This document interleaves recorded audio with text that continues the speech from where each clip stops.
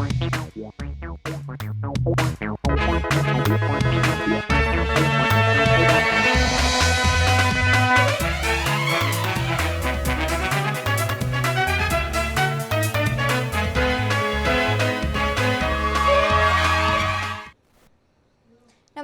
मैं हेमा कुशवाहा और आप देख रहे हैं राष्ट्रीय समाचार की खास मॉर्निंग बुलेटिन।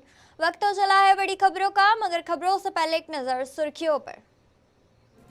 नेपाल की मदद में भारत के महाबली तैयार, C-130J राहत सामग्री लेकर रवाना और हेलीकॉप्टर को भी स्टैंड बाय पर रखा गया।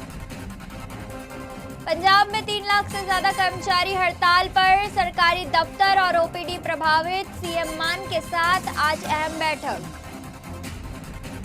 हाई बीम के चकाचौंध पर लगेगी लगाम, हेडलाइट नियम बदलने की तैयारी, नई गाड़ियों में लो बीम हो सकती है बाय डिफॉल्ट। हरियाणवी सिंगर अंकित बलियान की हत्या, पिता धरने पर, हथियारों की गिरफ्तारी की गई मांग। LOC पर जवानों को छात्राओं ने बांधी राखी, अखनूर में दिखा भाई बहन का खास रिश्ता, जवानों को दी रक्षाबंधन की शुभकामनाएं। नेपाल में आई विनाशकारी बाढ़ के बीच भारत एक बार फिर अपने पड़ोसी देश की मदद के लिए आगे आया है। राहत और बचाव अभियान में सहयोग के लिए भारतीय वायुसेना ने ताकतवर ट्रांसपोर्ट एयरक्राफ्ट भी तैयार कर लिए हैं। जानकारी के मुताबिक भारतीय वायुसेना C-130J सुपर हाइक्लोरिक करीब 10 टन जरूरी राहत सामग्री और दवाइयां लेकर नेपाल के लिए रवाना हो चुका है। इसके अलावा भारी राहत सामग्री पहुंचाने के लिए C-17 ग्लोबम स्टार और अन्य ट्रांसपोर्ट एयरक्राफ्ट को भी तैयार रखा गया है। C-130J की खासियत है कि यह दुर्गम पहाड़ी इलाकों और चुनौतीपूर्ण हवाई पट्टियों पर भी ऑपरेशन कर सकता है। जरूरत पड़ने पर लोगों को सुरक्षित निकालने के लिए हेलीकॉप्टर भी तैयार रखे गए हैं। नेपाल में जारी इस मुश्किल रेस्क्यू ऑपरेशन के बीच भारतीय वायुसेना की ये क्षमता राहत सामग्री पहुंचाने और प्रभावित लोगों की मदद में महत्वपूर्ण साबित हो सकती है। वहीं नुवाकोट निवासी सुरेंद्र कुमार हमाल के मुताबिक बाढ़ के बाद उनके कई रिश्तेदार लापता है। उन्होंने बताया कि उनके भतीजे और बहनोई का भी पता नहीं चल पाया है। नुवाकोट और आसपास के क्षेत्रों में भी भारी नुकसान हो चुका है। फिलहाल दिल्ली में मौजूद सुरेंद्र जल्द नेपाल जाकर हालात और नुकसान का जायजा लेने की बात कह रहे हैं। नेपाल की इस आपदा के बीच अब प्रभावित परिवारों को सबसे ज्यादा इंतजार अपने लापता और अपनों की खबर का है। आइए सुनते हैं उनकी पीड़ा। मैं वही जिला का हूँ, वही डिस्ट्रिक्ट का हूँ। मेरा घर जहाँ नुवाकोट है, रछुआ से आया है बाड़ी, वहाँ से हम लोग नुवाकोट में है। हमारा गांव से जा रहा है। मेरा भाई बंधु सब गुम हो गया है, इसलिए इससे हम नुवाकोट से और दार्जिलिंग तरफ गया है। दार्जिलिंग तरफ कितना क्षति हो गया है हमको पता नहीं है। नुवाकोट का देवी घाट से बेत्रावती तक हमारा नुवाकोट में पूरा क्षति हो गया है और रसुआ का क्षति होते होते आया है। नुवाकोट तरफ से बहुत क्षति हो गया है। जितना क्षति हो गया है नुवाकोट तरफ हो गया है। जैसा है हमारा देवी घाट का कुंड है, वहाँ से बेत्रावती का कुंड तक हमारा बहुत नुकसान हो गया है। हम लोग पूरा परेशान में हूँ। मन में बहुत सारे अपना फैमिली, अपना फ्रेंड सर्कल में बहुत सारे फ्रेंड का कांटेक्ट भी है, उसमें हम लोग बहुत दुख प्रकट कर रहे हैं, दुखी हैं, परेशान हैं। गवर्नमेंट से पूर्ण रूप हम मांग भी कर रहे हैं, इनका जल्दी से जल्दी उनका उद्धार करे और खोजी कार्य अनिवार्य करे। हम तो यही चाहते हैं। दुख है, हम तो बोल भी नहीं पा रहे ढंग से कि दुख से हम लोग अपना मन से आंसू बह रहे हैं। बहुत ज़्यादा हो रहा है।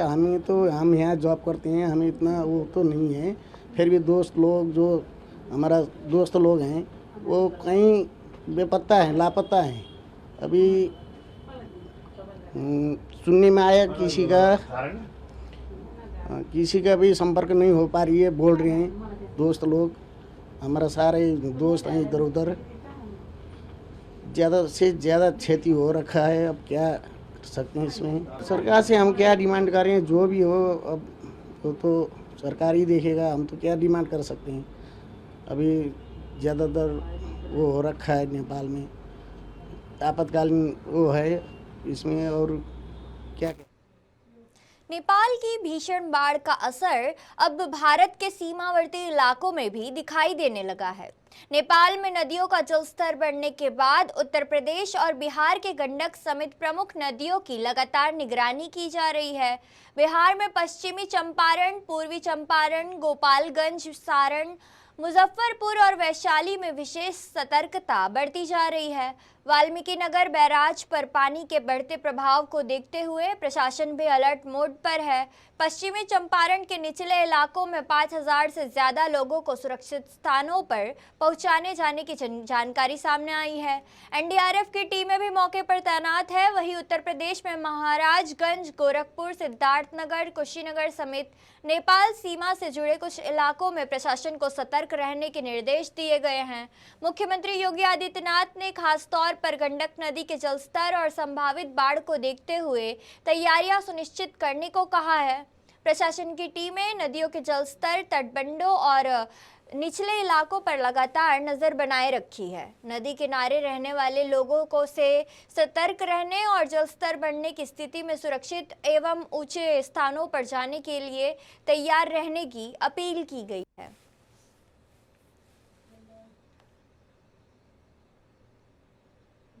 पटना में जन स्वराज पार्टी के संस्थापक और बांकीपुर विधायक प्रशांत किशोर ने नेपाल में आई विनाशकारी बाढ़ और वहां हुई मौतों पर प्रतिक्रिया देते हुए दुख जताया है। नेपाल में नदियों के बढ़ते जलस्तर के बाद बिहार पर मंडरा रहे बाढ़ के खतरे को लेकर भी उन्होंने अपनी बात रखी और हालात पर सतर्कता की जरूरत बताई। इसके साथ ही प्रशांत किशोर ने बिहार विधान परिषद चुनावों को लेकर जन स्वराज पार्टी की तैयारी को और आगे की रणनीति की भी प्रतिक्रियाएं दी है।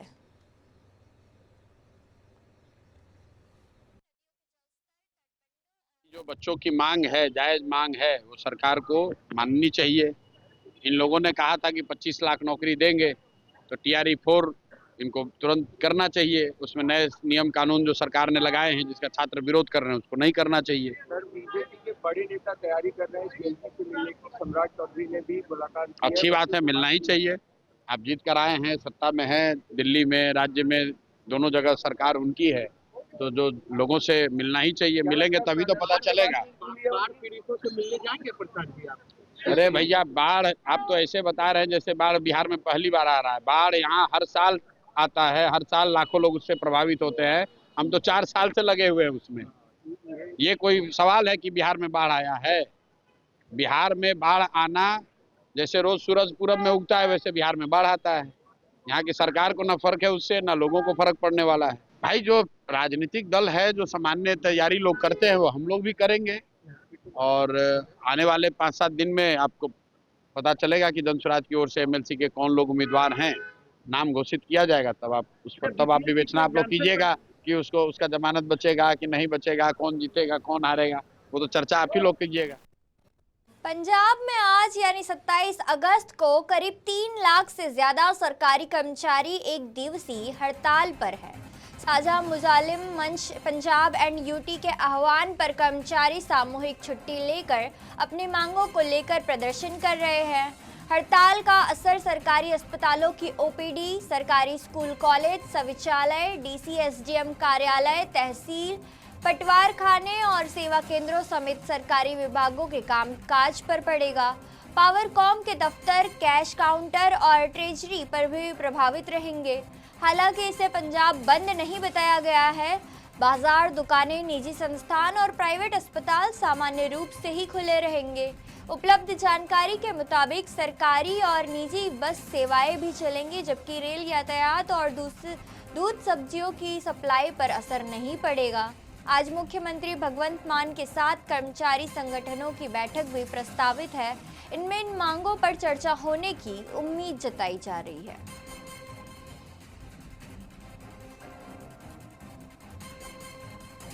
रात में सामने से आने वाली गाड़ियों की तेज हाई बीम होने वाली चकाचौंध से जल्द राहत मिल सकती है। सड़क परिवहन मंत्रालय वाहनों की हेडलाइट से जुड़े नियमों में बदलाव का प्रस्ताव लेकर आया है। जिसका मकसद रात में ड्राइविंग को ज़्यादा सुरक्षित बनाना है।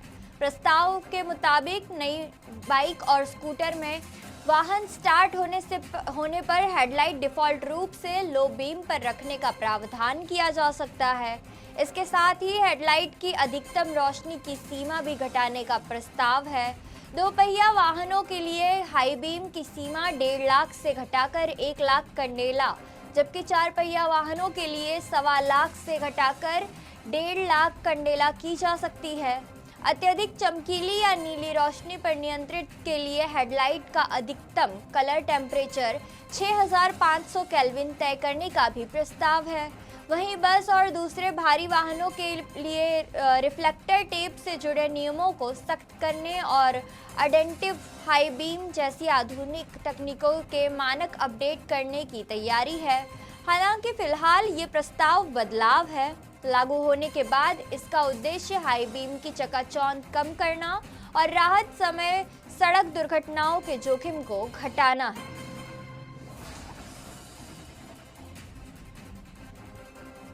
उत्तर प्रदेश के शामली में हरियाणवी सिंगर अंकित बलियान की गोली मारकर हत्या के बाद परिवार का गुस्सा फूट पड़ा है। अंकित के पिता सत्यवीर सिंह धरने पर बैठ गए हैं और उनकी मांग है कि बेटे के हथियारों को जल्द से जल्द गिरफ्तार कर उनके सामने लाया जाए। पुलिस के मुताबिक अंकित बुधवार शाम जिम से निकल रहे थे, तभी 2 बाइक पर आए 4 संदिग्ध हमलावरों ने उन पर फायरिंग की। उन्हें अस्पताल पहुंचाया गया, जहां डॉक्टरों ने उन्हें मृत घोषित कर दिया। घटनास्थल से कुछ खोखे भी बरामद किए गए।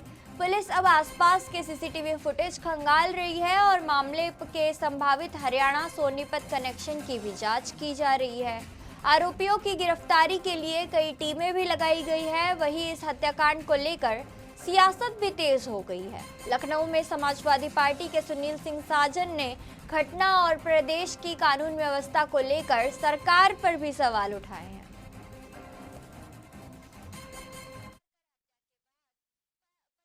लौटते हुए देखना चाह हमें भी जब आओगे हमारे ने तो कोई गलती कर ही नहीं रखी थी। किसी गैल बुरा नहीं करा था, किसी का कुछ नहीं करा था। सामने से मुकाबला करता घर से इतनी सोनी ढाल गया और उन्होंने बर्फ पर उठा के भेजा। हमारे पे भी तो जोर पड़ रहा, ये सब काम करके बैठे। हमारा तो वही खरीदारी वही था, हमारा तो सारा मट्टी में रड़ा दिया। इसके मम्मी पापा तो कुछ भी नहीं जानते थे। देखिए, उत्तर प्रदेश के जनपद शामली में हरियाणा के सिंगर की दिन दहाड़े हत्या हो जाती है और दूसरी तरफ उत्तर प्रदेश के मुख्यमंत्री जी कह रहे हैं कि कानून व्यवस्था बिल्कुल दुरुस्त और चुरुस्त है। मुझे लगता है कि इस हत्याकांड ने साबित कर दिया है कि उत्तर प्रदेश में कानून व्यवस्था नाम की कोई चीज नहीं है। केवल आंकड़ों में और भाषणों में कानून व्यवस्था दिखाई देती है। अगर दूसरे स्टेट का कोई सिंगर उत्तर प्रदेश में सुरक्षित नहीं है, बेटियां उत्तर प्रदेश में सुरक्षित नहीं है, आम आदमी उत्तर प्रदेश में सुरक्षित नहीं है, सुरक्षित कौन है? क्या मामला है पूरा? एक हमारे 112 पे कॉल गई थी, इसमें जानकारी हुई कि एक अंकित बालियान जो बंदीखड़ा के मूल निवासी है, वो जिम करने आते थे यहाँ पे, और आज जैसे ही जिम से निकले वैसे 3-4 लड़के को गोली मार दी, उनकी मौके पे मौत हो गई। उनको तत्काल हमने मौचरी भिजवा दिए हैं और हमारी स्वाट सर्विलांस, हमारे सचिव कोतवाली, हमारे एसपी साहब लोग लगे हुए इसमें। बहुत जल्दी घटना का मोटिव और मुझे व्यवस्था करके इसको लोग दे दिलवाएंगे। गुजरात के कच्छ में रापर के गागोदर पुलिस थाने में एक महिला के हंगामे का वीडियो सोशल मीडिया पर तेजी से वायरल हो रहा है। पुलिस के मुताबिक महिला थाने की छत पर चढ़ गई और नीचे कूदने की धमकी देने लगी। पुलिस कर्मियों ने काफी समझाने के बाद उसे सुरक्षित नीचे उतारा। बताया जा रहा है कि महिला और एक अन्य व्यक्ति को एक आवेदन के संबंध में बयान और कानूनी कार्यवाही के लिए थाने बुलाया गया था। बाद में दोनों दोबारा थाने पहुंचे पहुंचे और पुलिस की कार्रवाई पर सवाल उठाते हुए हंगामा करने लगे। आरोप है कि इसी दौरान महिला ने थाने के क्राइम राइटर रूम में रखा प्रिंटर भी तोड़ दिया और इसके बाद छत पर चढ़ गई। जब पुलिसकर्मी ने उसे सुरक्षित नीचे लाने की कोशिश कर रहे थे, तभी कथित तौर पर उसने एक महिला पुलिसकर्मी को धक्का दे दिया, जिससे पुलिसकर्मी भी घायल हो गई। पुलिस के मुताबिक महिला को सुरक्षित नियंत्रण में लेने के बाद सरकारी काम में बाधा, सरकारी संपत्ति को नुकसान पहुंचाने और पुलिसकर्मी के साथ बल प्रयोग समेत संबंधित आरोपों में मामला दर्ज कर आगे की कार्यवाही शुरू कर दी है।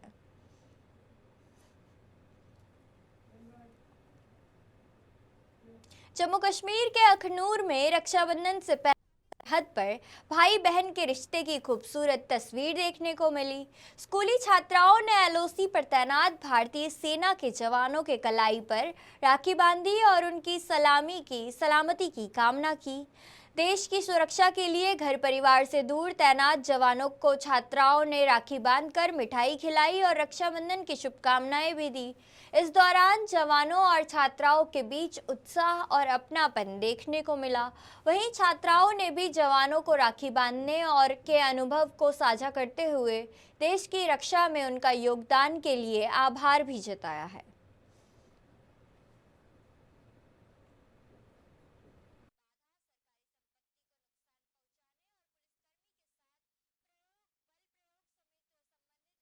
नाम सोनिया देवी है। आज रक्षाबंधन का त्यौहार है। आज सभी लड़कियां अपने घरों में अपने भाइयों को राखी बांधती हैं और ये त्यौहार रक्षाबंधन का है। इस त्यौहार में एक बहन अपने भाई की कलाई पर राखी बांधती है। आज हम अपने स्कूल में इंडियन आर्मी को राखी बांध रहे हैं। आज हमें बहुत खुशी है कि हमें ऐसा मौका मिल रहा है अपने देश के जवानों को राखी बांधने का। ये बॉर्डर पर हर पल खड़े रहते हैं ताकि हम चैन की नींद सो सके और सभी त्यौहार खुशियों से मना सके और हमारा भी फ़र्ज़ बनता है कि हम रक्षाबंधन के त्यौहार पर इन्हें राखी बांधें। धन्यवाद। मेरा नाम समृद्धि शर्मा है। मैं ये कहना चाहती हूँ कि हम इंडियन आर्मी का धन्यवाद करना चाहते हैं जो हमारे स्कूल में हमसे राखी बंधवाने आए। ये हमारी सुरक्षा करते हैं। ये बॉर्डर पर हर वक्त हमारे लिए जो है ड्यूटी करते हैं। जब ऑपरेशन सिंदूर में इन्होंने अपनी जान जोखिम में डालकर हमारी सुरक्षा की। धन्यवाद। बिहार के सुपौल में पति पत्नी का विवाद बीच सड़क पर हाई वोल्टेज ड्रामे में बदल गया। सदर बाजार के कोर्ट रोड स्थित गांधी मैदान एक महिला ने अपने पति पर दूसरी शादी करने का आरोप लगाते हुए जमकर हंगामा किया। वायरल वीडियो में महिला कथित तौर पर पति की कॉलर पकड़कर उसे सड़क पर खींचते और पीटते हुए नजर आ रही है। हंगामा बढ़ता देख मौके पर बड़ी संख्या में लोग जमा हो गए और कुछ लोगों ने दोनों को शांत कराने की कोशिश की। महिला लगातार पति पर दूसरी शादी करने का आरोप लगाती रही, जबकि पति और उसके पिता ने इन आरोपों से इनकार किया है। दोनों पक्षों के बीच काफी देर तक तीखी नोकझोंक और आरोप प्रत्यारोप चलता रहा।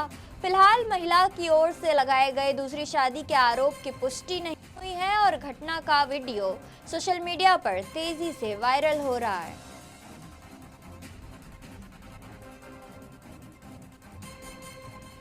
रायपुर में खेलो इंडिया संवाद कार्यक्रम के दौरान भारतीय क्रिकेटर तिलक वर्मा ने खिलाड़ियों के साथ प्रधानमंत्री मोदी की बातचीत को लेकर प्रतिक्रियाएं दी है। तिलक वर्मा ने युवा खिलाड़ियों के साथ पीएम मोदी के संवाद और खेलो इंडिया को लेकर उन प्रोत्साहन पर अपनी बात रखी। कार्यक्रम के दौरान खिलाड़ियों को आगे बढ़ने और बेहतर प्रदर्शन के लिए प्रेरित करने पर भी चर्चा हुई। आइए सुनते हैं तिलक वर्मा ने क्या कहा। तो जब पीएम सर ने ऐसा इवेंट करते हैं तो सबको बहुत मोटिवेशन होता है। तो ऐसा मैं यही कहता हूँ कि ऐसा इवेंट होते रहना है तो हमेशा एथलीट्स को और सब लोगों को स्पोर्ट्स खेलने का मोटिवेशन अच्छा मिलता है, तो होना चाहिए। सर, स्टेट लेवल पर आप भी शामिल हो रहे हैं, आपके मोटिवेशन से खिलाड़ियों को, स्टेट लेवल खिलाड़ियों को मोटिवेशन कितना मिलेगा सर? ऑफ कोर्स क्योंकि आप देख सकते हो पिछला सालों में स्पोर्ट्स कितना ज़्यादा इम्प्रूव हुआ है। तो स्पोर्ट्स डिस्ट्रिक्ट से भी, स्टेट से भी बहुत लोग, विलेजेस से भी बहुत लोग खेल रहे हैं अभी, तो देश के लिए अच्छा है। तो ये थी अब तक की खास खबरें और खबरों के लिए बने रहिए राष्ट्रीय समाचार के साथ। तब तक के लिए नमस्कार। We'll be right back.